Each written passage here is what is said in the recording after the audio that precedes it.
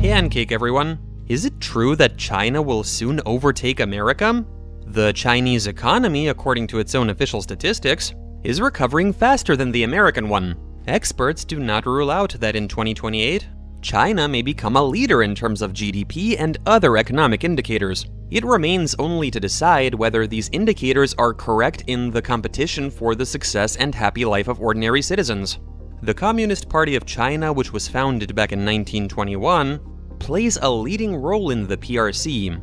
It has led all aspects of the country's life since the founding of the PRC in 1949. The most important historical task solved by the CCP is the creation of an independent and unified Chinese state. At the same time, the CCP charter states that the highest ideal and ultimate goal of the party is the implementation of communism. China did the right thing.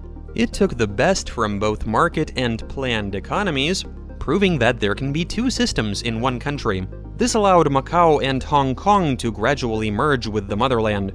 Now let's find out what the secrets of China's success are. How is this country's policy implemented in different spheres of society? First of all, of course, is the social system.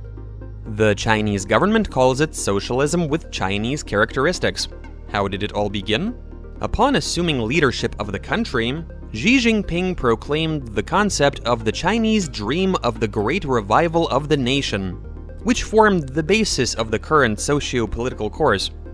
The CCP initiated the creation of free trade zones, small and medium-sized private banks, and the abolition of restrictions on registration in townships and small cities. Farmers who moved to cities were given the right to social security and housing. State support was given to the most vulnerable segments of the population: lonely old people, women, orphans, the disabled. China has retained state control over virtually all important sectors of the economy, including finance, oil, energy, aviation, education, telecommunications, automobiles, transport infrastructure, and medical care. The main goals of the country in this direction include the implementation of socialist modernization and the great revival of the Chinese nation, building a society of average prosperity, transforming China into a powerful, democratic, highly cultural, harmonious, and beautiful socialist power by the middle of the 21st century. Also quite important is the fight against corruption. The CCP is strictly against formalism, bureaucracy, and wastefulness. Those who take bribes are not just breaking the law, they're creating conditions for the abandonment of communist ideology, and the party is merciless to them. In the first 3 quarters of 2020, China's anti-corruption investigations have brought more than 400,000 cases to disciplinary inspection and supervision authorities, resulting in 390,000 people receiving fair punishment. China actively promotes anti-corruption cooperation among international organizations such as the UN, APEC, BRICS. From early 2014 to June 2020, China returned nearly 8,000 fugitives from more than 120 countries and regions, and with them $2.85 billion in stolen money. It is important to note here that a recent Harvard University report shows that under the leadership of the Chinese Communist Party, the satisfaction of the Chinese people with the government reaches 93%. Why do you think the satisfaction rate is so high? One of the main reasons is the government's policy of freeing the country from poverty. The fight against poverty is not an empty political slogan, but an idea put into practice. In China, 832 counties have been designated as poor. By 2020, the CCP promised that the incomes of their residents would rise substantially. Poverty eradication is a common challenge facing humanity, and the main goal of the UN 2030 Agenda for Sustainable Development. China achieved this goal 10 years ahead of schedule, and the level of contribution to the reduction of the number of the world's poor exceeded 70%. For the first time in China's history, poverty has been completely eliminated. One of the most important areas of the CCP's anti-poverty efforts is support for small business, as well as entrepreneurial training, which has also been made available to the poor through government welfare programs. The poor also receive compulsory education, basic health care, and safe housing. What about infrastructure? One of the indicators of economic development is the consumption of electricity and the volume of transportation. As of the end of 2019, China had 139,000 kilometers of railroads, of which 35,000 are for high-speed trains. These are record figures in the world. China is actively building transport infrastructure not only for itself, but also for other countries around the world, thereby promoting international trade. The transportation of freight is also accelerating.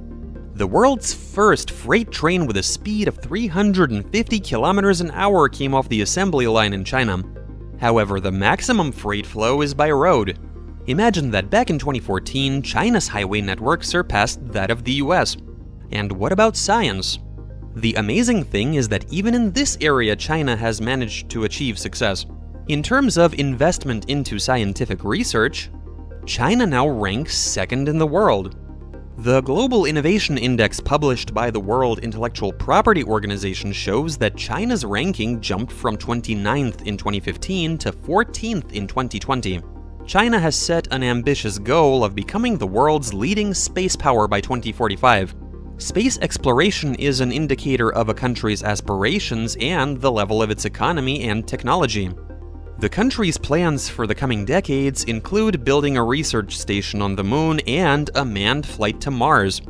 Perhaps part of the success is that China does not impose its ideology on other countries. It does not export its model of socialism or get involved in military conflicts.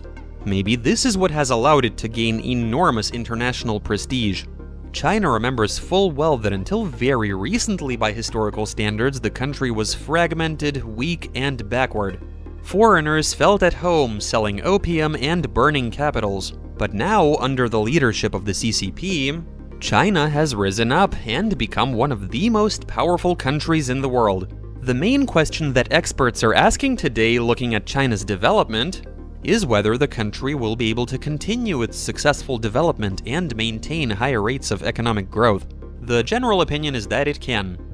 Why is China ahead of other countries? One of the main factors is the people's support for the CCP.